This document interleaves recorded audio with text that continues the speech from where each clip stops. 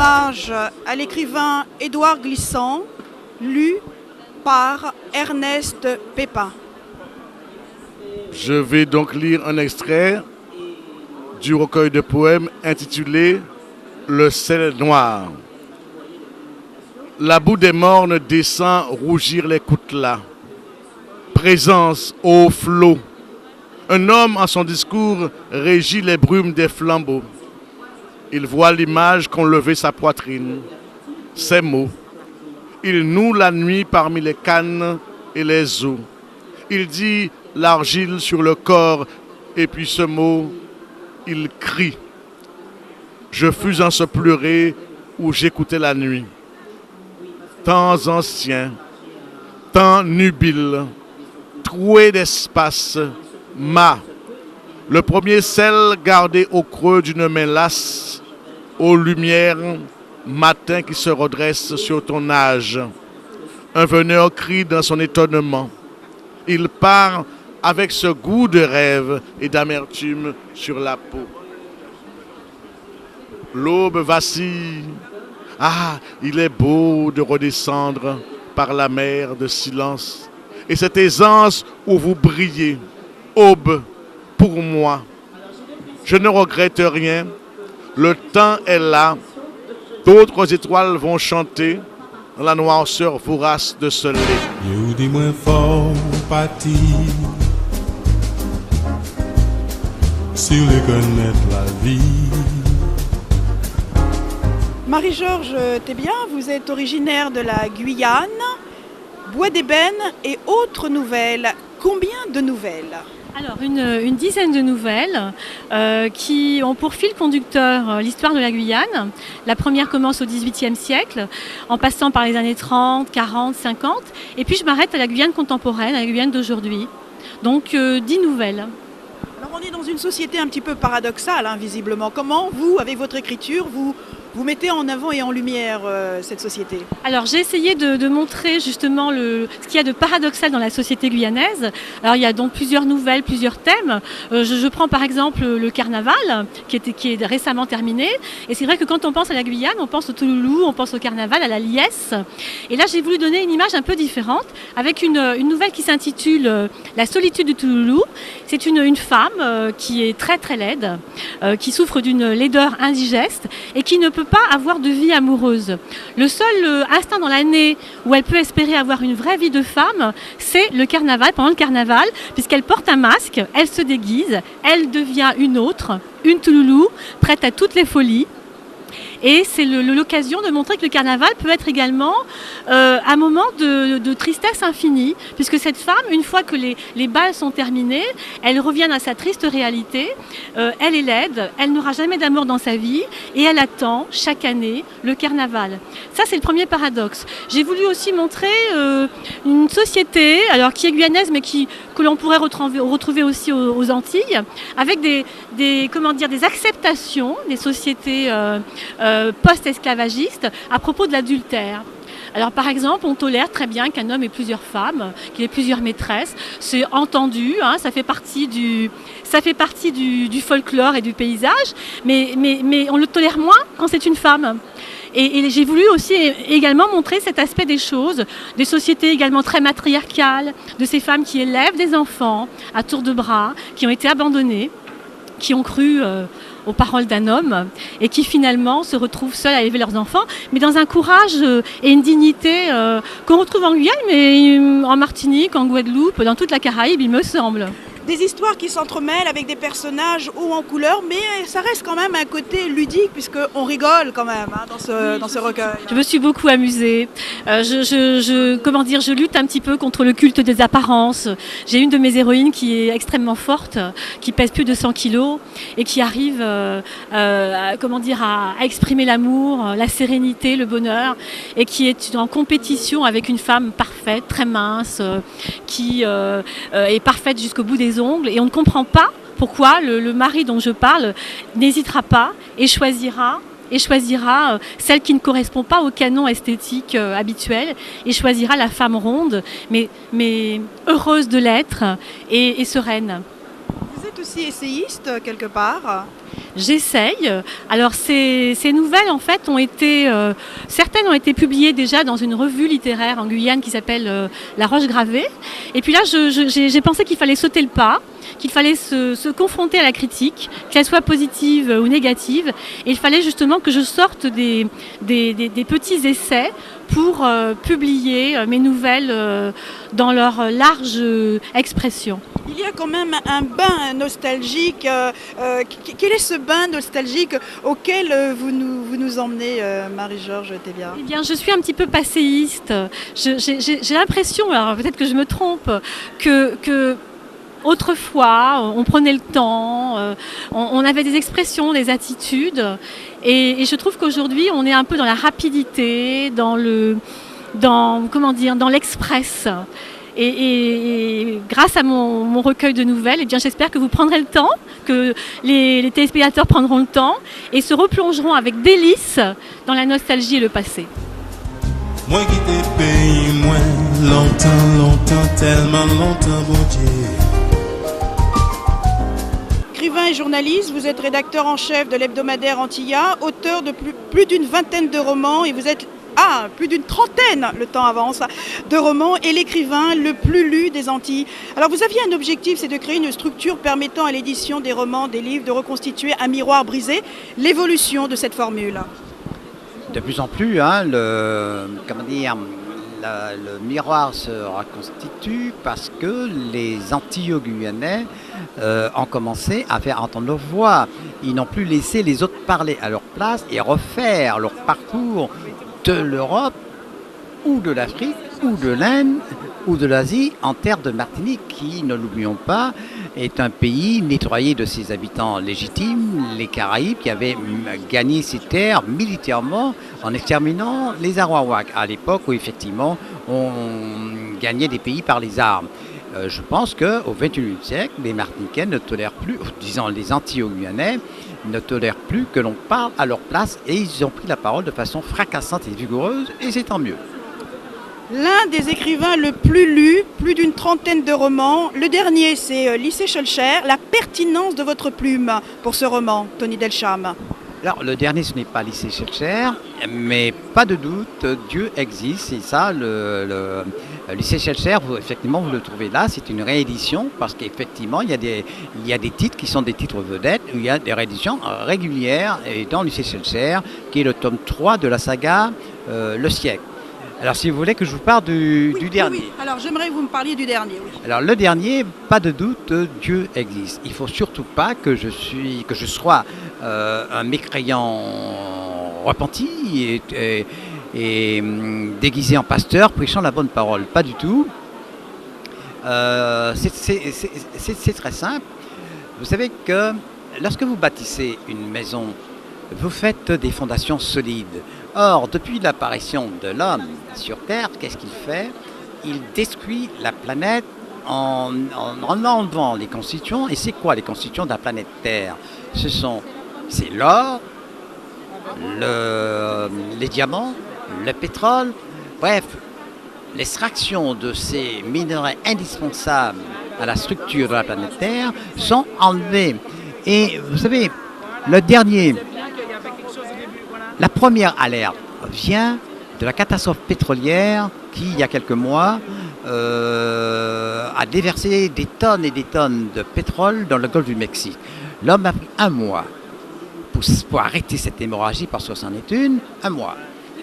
Et pour moi, ce pétrole, c'est le sang de la Terre qui s'écoulait. La planète est extrêmement fragilisée et ce n'est pas une bombe atomique qui va la détruire.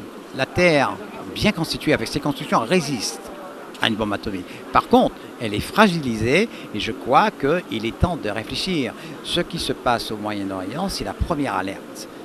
Mais donc il y a une question qui revient constamment dans ce roman. Dieu, où es-tu dans tout ça ? Alors est-ce qu'on est dans une genèse, pas biblique, mais plutôt historique et romanesque dans ce roman ? En fait, je m'aperçois que j'ai créé un personnage sanguinaire, le plus grand assassin que jamais la planète Terre n'ait connu, qu'il tue par centaines de milliers et qui devient D'abord parce qu'il était mercenaire en Afrique et partout où on tue les hommes et les femmes. Et il devient le numéro 1 de la mafia internationale. Et lorsqu'on devient le numéro 1 de la mafia internationale, on attise l'appétit du numéro 2.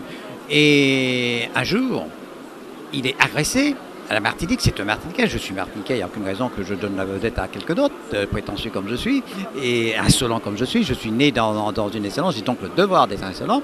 Et tout tireur redoutable, il en descend 5 sur les 6. Le 6e lui arrache la gorge d'une balle et une deuxième balle en pleine poitrine. En tombant, il fait le bras d'honneur habituel au ciel, donc à Dieu, mais cette fois, son bras reste en suspens parce que là-haut, Dieu le regarde. Et là démarre l'histoire. Autrement dit, j'accompagne le décédé, le défunt, parce qu'il est tué, dans sa mort. Je vous entraîne, et pour cela, je précise que j'en ai fait un roman de science-fiction. Parce qu'avec le roman de science-fiction, j'ai droit à l'imagination. Et science-fiction ne veut surtout pas dire que ça ne s'appuie pas sur le réel. Parce que pour faire vrai, j'ai interrogé tous ceux qui ont parlé de la création, tous ceux qui ont parlé de Dieu, notamment le religieux, bien sûr, il est le premier à parler de Dieu. Ensuite, le philosophe, eux aussi, ils ont parlé de Dieu, pas n'importe lesquels. Et également le physicien.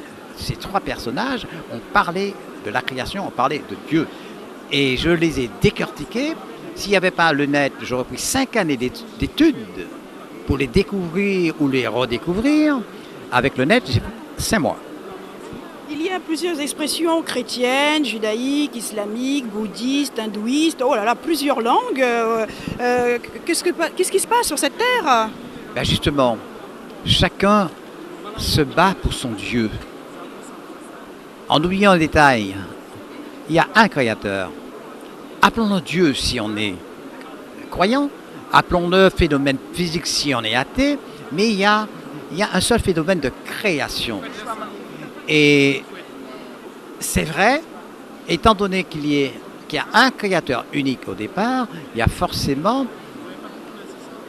il y a plusieurs cousins, ils s'expriment de façon différente, à travers des religions apparemment éclatées, mais qui sont issus de la même créativité, de la même création, du même créateur. Et c'est vrai, c'est l'un de mes personnages qui s'écrit, mais Dieu est unique et il a différentes expressions, il s'exprime de façon différente, mais c'est toujours avec un même but, le projet de la création, parce que la planète Terre, semble-t-il, c'est le centre de quelque chose. On tend vers quelque chose, et c'est quelque chose vers... Vous savez, les scientifiques vous disent que nous sommes face à un phénomène de non-séparabilité, c'est-à-dire que la planète la plus éloignée possible d'un firmament, nous sommes tous en connexion. Connexion vers quoi et vers qui? Certainement vers le Créateur. Alors, on est dans le monde invisible où le paradis et l'enfer se côtoient, mais se côtoient dans l'au-delà ou... Mais justement, je vous ai dit que j'ai décortiqué les religieux, et en ce qui concerne les religieux, la Bible, ou les Bibles. Et dans la Bible, qu'est-ce qui est dit? Je vous le dis tout de suite en puisant dans le premier chapitre. Voyons. Le premier chapitre. Alors Dieu dit, et c'est la Bible qui parle. Faisons l'homme. Je vous ai dit la Genèse. Voilà, faisons l'homme à notre image et à notre ressemblance. Genèse 1, 26. C'est la Bible. Et donc il a fait. Mais il y a un autre extrait de la Bible qui dit que Dieu a chargé l'ange Gabriel de chasser le démon. Et où a-t-il envoyé le démon, l'ange Gabriel? Si vous avez lu la Bible, vous connaissez la réponse. Sur la planète Terre, sur la Terre. Alors question, sommes-nous en enfer? Tony Delcham, ça change de votre écriture, des romans qu'on a l'habitude de lire. Qu'est-ce qui s'est passé en vous pour justement émerger cette croyance, ce Dieu de doute, pas de doute qui existe, hein. Qu'est-ce qui s'est passé en vous-même pour pouvoir écrire autour de Dieu, autour de la jeunesse? Rien qui ne se soit pas passé depuis 30 ans déjà. Je suis journaliste, un observateur, et au début du siècle, la planète s'est affolée, s'affole. La planète, tout le monde a peur. Et on craint l'explosion. Et brusquement, vous voyez des mécréants repentis qui, tout au long d'une vie, ont forniqué, ont tué, ont bu n'importe quoi, ont fumé n'importe quoi. Brusquement, ils sont devenus sages, ils parlent de Dieu. Alors, donc, moi, observateur, je décris ce qui se passe. Et je suis toujours le même, celui qu'on a connu depuis 30 ans, depuis les années 70 où j'ai commencé à écrire. C'est-à-dire, j'ai également le devoir d'honnêteté envers j'ai le devoir d'honnêteté envers mon lecteur. Je constate, je décris, je dis mon expérience et je laisse le lecteur faire sa conclusion. En aucun cas, je ne suis un prêcheur repenti qui cherche à gagner sa part du paradis parce qu'il sait mon père j'ai péché. Voilà. C'était exactement ce dont je voulais entendre comme réponse, Tony Delcham.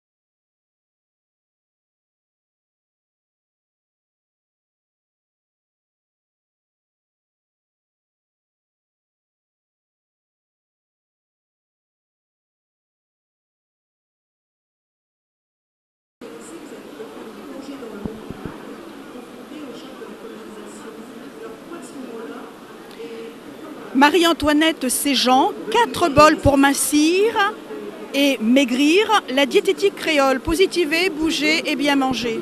Que ces bols, expliquez-nous ces 4 bols. En fait, les 4 bols pour mincir et surtout rester dans l'équilibre alimentaire consistent en 2 bols de verdure à chaque repas, un bol de protéines et un bol de féculents. Donc je rappelle que les protéines, ce sont la viande, le poisson, les œufs. Les féculents, bien, nous les connaissons bien aux Antilles parce qu'on en consomme beaucoup. Le riz, éventuellement l'igname, le dachine, la banane jaune. C'est aussi le pain. Et puis les légumes verts, cette partie de verdure est malheureusement souvent insuffisante dans l'assiette créole. Et là, justement, dans mon livre La diététique créole, je dis qu'il faut lui redonner une place importante, qu'elle fasse au moins la moitié de l'assiette. Donc un peu plus de verdure, un peu plus de légumes verts et aussi beaucoup de fruits que par contre nous aimons chez nous aux Antilles. Et tout ça avec des couleurs vivantes, vivaces, bio. Oui, alors bien sûr, je défends aussi une alimentation plutôt équilibrée et effectivement, éventuellement bio. On n'a pas toujours, puisque le bio coûte cher, la possibilité de le faire, mais dans la mesure du possible, on peut, ne serait-ce qu'en épluchant les légumes, par exemple, limiter la quantité de pesticides dans l'assiette. La diététique créole, c'est aussi bouger et bien manger et positiver. J'insiste beaucoup sur cette notion de gestion du stress parce que nous sommes un tout.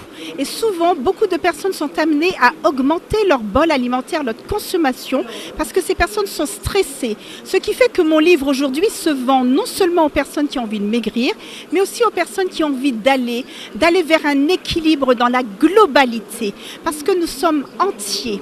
Et il est difficile, inadmissible aujourd'hui de séparer l'équilibre dans l'assiette de l'équilibre psychologique et de l'équilibre physique. C'est ce que je défends avec un régime qui nous donne à manger parce que nous avons faim. Voilà. Marie-Antoinette, vous dites positiver, mais le mental, comment il peut jouer justement dans des personnes qui sont obèses et qui ne supportent pas le renvoi de leur image et de leur poids? Comment positiver à ce moment-là? Eh bien justement, c'est difficile de commencer. Alors souvent, je dis déjà qu'en changeant des choses dans l'assiette, comme manger par exemple moins de gluten, c'est-à-dire moins de blé, eh bien on a la possibilité de changer notre tube digestif et en particulier notre intestin. Donc une possibilité extraordinaire qui est de normaliser les hormones du stress. Donc c'est formidable, en mangeant moins de blé, vous fabriquez plus cette fameuse sérotonine, l'hormone du bonheur, et ça vous aide à aller mieux. C'est impressionnant comment au bout de 3 semaines de régime, mes patients, et beaucoup de patientes bien sûr, diminuent non seulement en volume et améliorent leur état psychologique, leur état mental. Elles sont dynamisées par le régime, par la sécrétion de sérotonine et de dopamine qui est cette hormone de la récompense et qui nous permet justement, dans dopamine, il y a dopé, d'aller de l'avant et d'être en forme. Alors, ce n'est pas votre premier ouvrage au niveau diététique. Non, bien entendu, puisque j'ai déjà écrit un premier livre qui s'appelle Mince un régime créole, qui est best-seller toujours, puisque j'en ai déjà vendu plus de 20 000. Et c'est un livre qui s'est vraiment vendu de bouche à oreille, et donc qui déjà été le premier livre qui imprimait la diététique en pays créole. J'ai eu l'occasion d'aller sur toute la planète, de défendre nos couleurs. Nous sommes vraiment ce que nous mangeons. Et lorsque nous respectons notre assiette, nous respectons nos origines. Alors, rappelons, Marie-Antoinette, ces gens que vous êtes.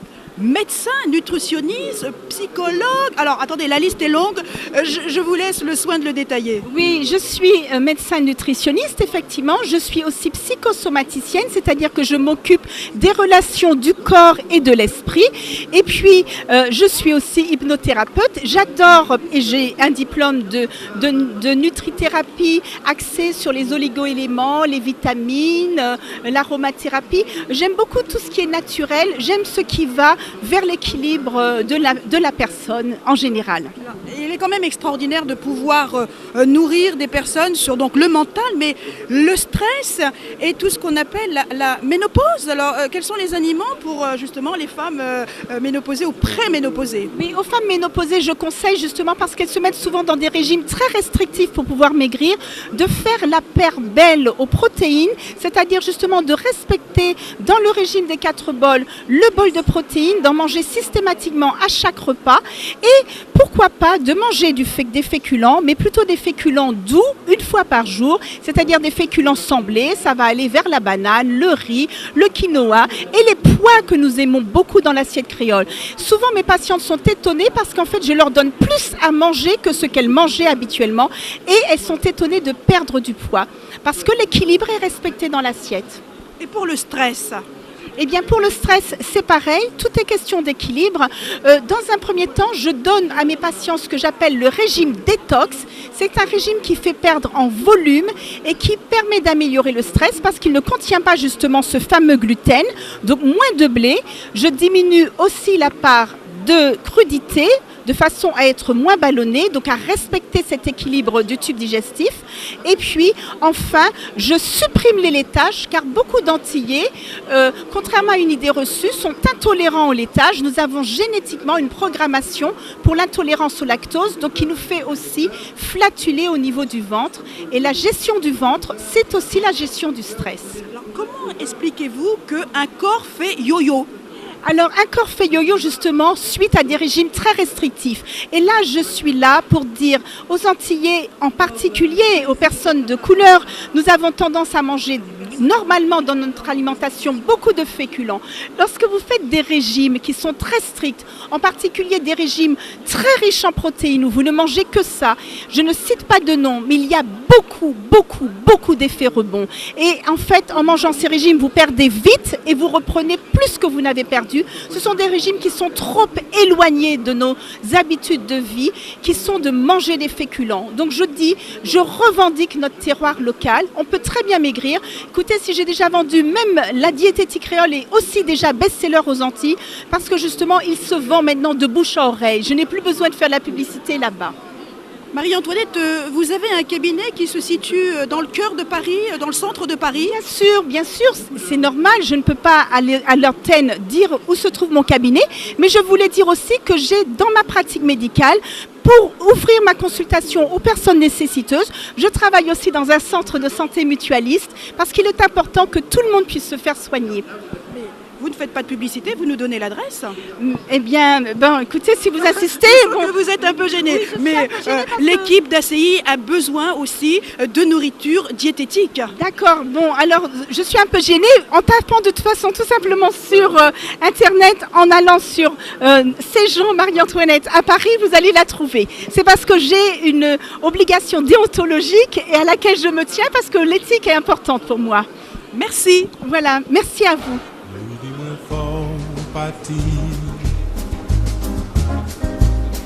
Sur les connaître la vie.